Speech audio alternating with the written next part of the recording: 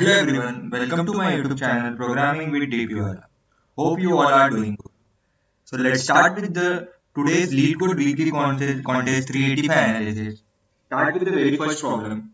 So when we talk about today's contest, the contest was relatively easy and it was purely based on simple data structures, just required a basic understanding of problem very much and whole contest is mainly based on prefix and suffix. So let's start with the first problem. The first problem is the count prefix and suffix pairs 1. So here what we are given is that here we are given a words which is a vector of string and in which here what we need to do, we need to check the two strings and check that whether the leftmost string is the prefix as well as the suffix of that string. Let's explain it with the help of the test case. Let's say we are having A and ABA. So here the leftmost string is A and the rightmost string is ABA. So we need to check that whether the leftmost string is the prefix and suffix of it. So here we can see that A is the prefix of it and A is the suffix of it. So hence we can increase the counter. So this is the string leftmost string is the suffix and prefix of it. Similarly, we need to check for all the combination that are possible. So this is here we can simply apply brute force as the constraints are too small. We can see 50 is there, so we can apply the brute force. Here what we need to do is that let's apply to both two for loops and take two strings at a time. First take the leftmost string, here I have taken, and take the rightmost string, that is ABA. And after that, what we need to do, first we need to check for the prefix. So here I have checked for the prefix one. What we need to do, we need to run the loop till the size of the leftmost string and check whether it is matching. If at any index it is not equal, at that time we set the flag value as 0, means we can't find prefix for the leftmost string. Similarly, we do for the suffix part. Suffix part we need to check from the last. Similar thing we need to do. If our flag is true till end, we need to increment the counter and at last we return the counter. Hope you understand this problem. This problem is quite easy and you can simply apply brute force because time plays a very crucial role in Leetcode contest. So now let's move towards the second problem of this contest. The second problem of this contest is find the length of the longest common prefix. So here, what we need to do is that here we are given two arrays, positive arrays, array 1 and array 2. A prefix of positive integer in an integer formed by one or more of its digits. Prefix, as I have explained in previous one, you know it that 1, 2, 3 is the prefix of 1, 2, 3, 4, 5 because we can see that 1, 2, 3 is coming here. Similarly, here what we need to do is that we need to find a common prefix of two strings A and B in both that can be found in both the strings. Let's say here we will take this example 1, 10, 100 and 1000. Let's say we are having 1, 10,000,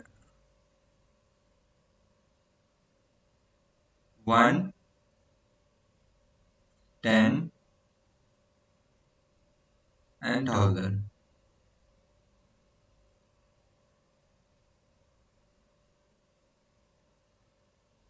One ten hundred sorry, and here is 1,000 second array.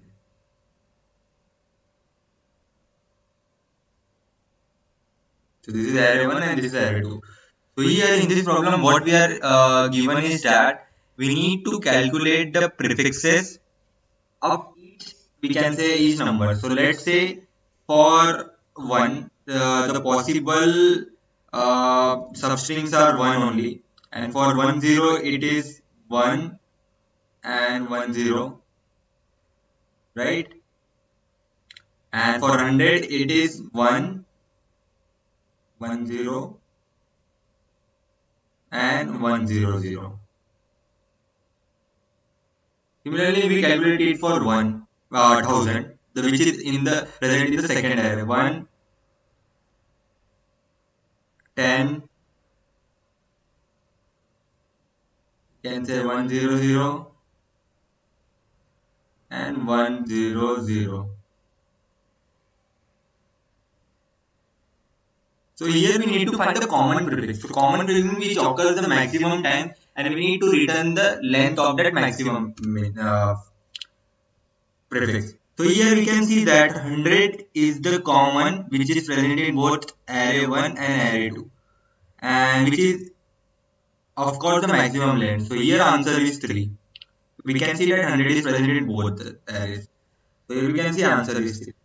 So here what approach comes to our mind first? So here we can see that first we see the constraints. Constraint is 5 into 10 to the power 4. So we can't apply two for loops directly. Means we need to do some optimization here. So first what we need to do, we create a substring, all possible substrings for the array 1 elements. So here what I have done, I have created a map of string command for storing the frequency of each substring. Let's say for I have run the loop till array of 1 of dot size, and here what I have done, I calculated all the combinations 1, 1 and 1, 0, and set that strings, or we can say substring value to 1, means it is present in map. Similarly, here we can do our optimization when we are checking it for array 2, means we need to check that whether the substring which is present in array 1 is also present in array 2, means substring I can say is prefix, and we need to store the maximum value. So here what we need to do, we run the for loop for elements of array 2, but here what we are doing, we are calculating the substring. Let's say for 1000, the first one is 1, it is present in array 1. So what we need to do, we will check that whether it is present in map 1. Yes, it is present in map 1. You can see that 1 is present here and then 1 is here. So our maximum length till now is 1, right? So 1 is our maximum length. When we encounter 100, like here, similarly 100 is present here. So our map will find 100. It will change the max value to 3 and we will return 3. So here we have done the max value, means if the element is present in the array 1, then only we will check for it, otherwise we will not check it. So this is the only thing which we need to do here. Many people have done this using try as well. Here I also come up with the try approach also, but this is a very simpler way to do this problem, and I think it can be easy to understand. Hope you got the approach. And this is the basic brute force one, just little bit optimization. Now let's move towards the third problem of this contest. Yeah. So this problem, the most frequent prime, this problem is not that much difficult. The language in this problem can be we can say it is very difficult to understand, but I can say the implementation part is very easy. So for this type of problem, what you need to do, you need to write a code so that it can be understood by yourself. If you are facing any difficulty in out of bound conditions or that. So what we need to do, we are given an m cross n 0 index 2D matrix mat. From every cell, we can create numbers in the following ways. The ways are, there could be at most 8 paths in the sense. So let's say I will explain this.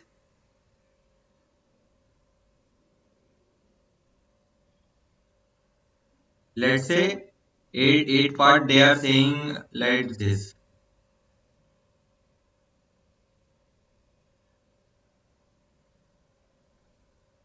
Let's say this is our grade.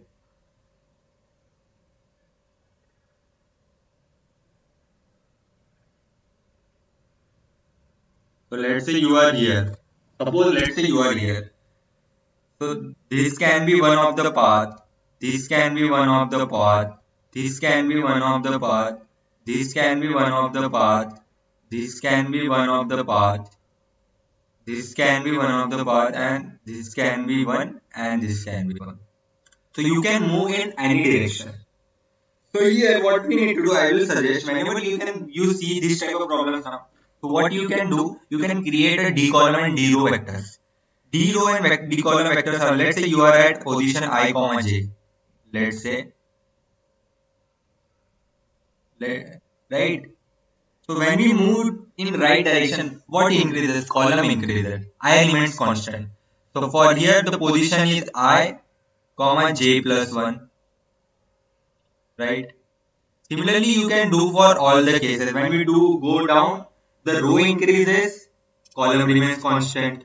Here row is constant and column increases. Similarly, you can create a d column and d row vector. It helps you to write a cleaner code and understand it. Anyone can understand it very easily. So if you got the approach that what are the 8 directions?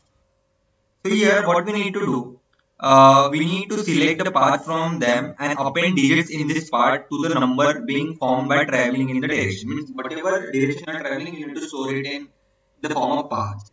So note that the numbers are generated at every step. For example, let's say you are moving 1 to 1. So 1 is there. Then you move 9 in this left mode diagonal, right mode diagonal. So the number is 19. Similarly, you move 191. So you are storing it. So here what we need to do, we need to return the most frequent prime number greater than 10 out of all these numbers created by traversing the matrix. So we need to check that when we are traveling, we are storing the numbers like 19191. We need to check that we need to return the frequent prime number, which occurred most of the time and which we find out during our traversal. If we do not find out anything, we need to return -1. It means if we do not find any prime number, and prime number should be greater than 10. So let's discuss the approach. So here, what I have done, here we need to apply a simple brute force because the constraints are too small. You can see that m and n values are too small, 6 only. You can easily apply brute force, just you need to write the code in the proper manner. So here, what I have done, I have created a d row and d column that I have mentioned.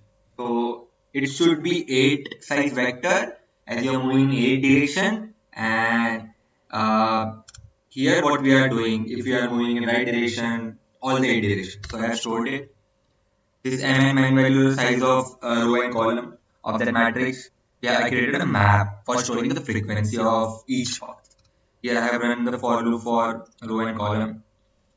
And then the third loop is for the 8 size vector that we are traversing. Means 8 direction we are traversing. So here what we need to do, which first our number is 0, right? Let's say we are at this position number is 0, right? So I have taken row and column I and j, right? So now what we need to do, as we need to check for the out of bound condition that I have explained, that it should not go beyond. Here we can see that it should not go beyond this matrix. We need to check that it should be within that range. So here the conditions are this, that a should be greater than 0, means this size should be greater, index should be greater than 0, it should be within that matrix, and all the row for row and column. After that, number should be, let's say 1. If you move towards 9, it should be first multiplied by 10 and then we add 9. So we have done this thing only. After that, we add a d row and d column, because if you are moving in any of the direction, you need to add that index, right? So if you are moving in diagonally, so you need to right here you can say if you move diagonally, you need to add this index. Similarly, we are updating the positions, so a and b value. Now here what we need to do, we have number, we at every step we are getting a particular number. We are here 19 is there, similarly 191 is there. So every path we are getting number. So we need to check for the prime as well. So we have written the check prime function. So check prime function is what it is doing. It is checking whether the number is prime or not. If it's prime, it will return 1. If it's not prime, it will return 0. So let's say for the numbers 19, it is prime. So we will increment the count. Similarly, when we will do for all the paths that combination that are possible, and we will travel that and we will store it in the map.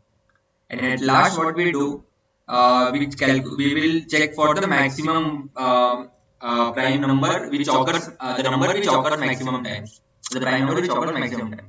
We traverse the map, we check for the maximum value. Here they have also given that if the frequency of two prime numbers are same, then we need to return the one which the we can say largest value, like the one which is largest among them. So here I have written this and stored our element in the answer and I have written answer. Hope you got the approach. Just this is the implement. This problem is just based on implement. You just need to write the code in a very proper manner. It is just, I can say this is the implementation problem. Just this check prime function you need to write, which runs till squared num. If you run till n, it will. So hope you got the approach behind this problem. All these three problems are quite easy to understand. The fourth one, even I faced some difficulties. It is based on Z function. Some of the people have done it using rolling hash and different things. Even that can be done using try as well. I went to the during contest I tried using try only, but faces some difficulty and won't able to debug properly. I will come up with the most appropriate approach for that question as well. Today I have explained the three questions, and as I have told that I will be telling you about the different variation of dynamic programming, because the Leetcode bi-weekly contest is purely based on we can say dynamic programming. It is a heavy dynamic programming contest, yesterday's contest. So many people ask me about that how to prepare dynamic programming, how to solve varied variations of DP. Second, there were several resources available on internet. You can practice dynamic programming. Even on my medium, I have created the different variations of DP. It is almost 25 to 30 variation problems I have taken. You can see that DP on grids, DP on array 2, DP on sub-arrays you can find. You can find Cadence algorithm type DP. You can find DP and greedy, where greedy is also applicable and DP is always applicable, which we need to choose. Partition based questions. So I have taken a 25 to 30 questions, which I find out to be a quite interesting one and requires some different variations of DP. So you can find it on my medium as well. You can see that question, you can practice it on Leetcode or any other platform. So different seeds and also things are present. You can use that. But if you want to go through different variations, you can see this type of problems I have written in the form of blog. Hope it will be helpful to you. So that's all for today. Hope you understand this contest problems in a very efficient manner. I will try to cover all these type of things regularly. I will try to cover more and more contests, and I will tell you different tricks and tricks to different tips and tricks to solve these problems. Hope you like this video. Hope you understand the problems in a very efficient manner. If you watch this video till this point, please don't forget to like, share, and subscribe to my YouTube channel and stay connected for more such Leetcode, code step, code forces, contest analysis. Thank you. Happy coding.